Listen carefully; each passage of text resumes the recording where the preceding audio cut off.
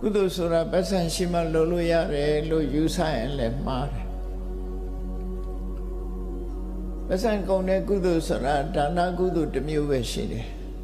ပတ်စံမကုန်တဲ့ကုသိုလ်တွေကများတယ်ဘာကုသိုလ်တွေတုံးဆိုငါးပါးသီလစောင့်တည်တယ်သီလကိုမျက်မျက်နှုံနှုံထိမ့်သိမ်းဆောက်ရှောက်တယ်ပတ်စံမကုန်မြတ်စွာဘုရားဟောထားတဲ့ကုသိုလ်ကောင်းမှုဆင့်ပို့ပြီးတော့ကောင်းတဲ့ကုသိုလ်ကောင်းမှုဆိုတာဝေလာမသုတ်တံမှာဟောထားတာကိုမှတ်သားထားဖို့လိုအပ်တယ်သာတုဋ္ဌိတသံဃာလို့ဆိုတဲ့အရက်လေးမျက်နှာလွတ်လပ်စွာသွားလာနေကြတယ်သံဃာတော်တွေကိုရည်စူးပြီးတန်ခိကကြောင်းဆောက်လုပ်တာဟာ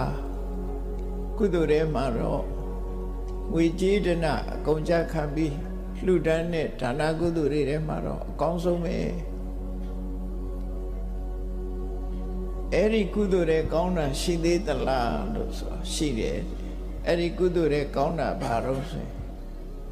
ခုနတော့ကတရားဝဲမစခင်ကမျက်မျက်နှုံနှုံရွတ်ဆိုလိုက်ကြတယ်ဗုဒ္ဓံတရဏံကိစ္ဆာမိဓမ္မံတရဏံကိစ္ဆာမိသံဃံတရဏံကိစ္ဆာမိဆိုတယ်အဲ့တရဏဂုံတည်တဲ့ကုသိုလ်က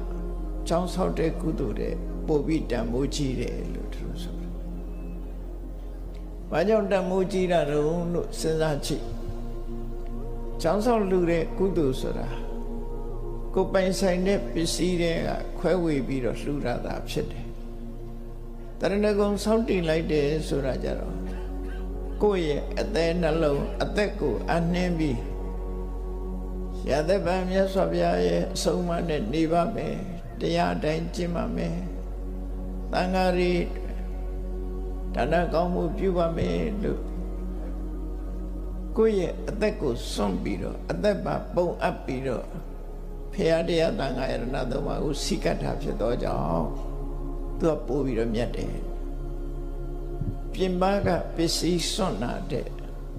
ကိုယ့်ရဲ့ဘဝကြီးတစ်ခုလုံးကိုစွန့်လွတ်အနန္တကပုံမြတ်တယ်ဒီတိပဲကိုဆိုလို့လေနော်ဒါပြင်အဲ့ဒီတဲ့ကောင်းတဲ့ကုသိုလ်ရှိသေးလားလို့ဆို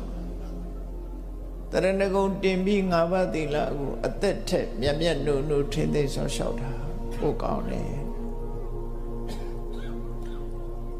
ငါးပါးသီလတဲ့ပို့ပြီးတော့ကောင်းတဲ့ကုသိုလ်ရှိသေးလားလို့ဆိုရှိသေးတယ်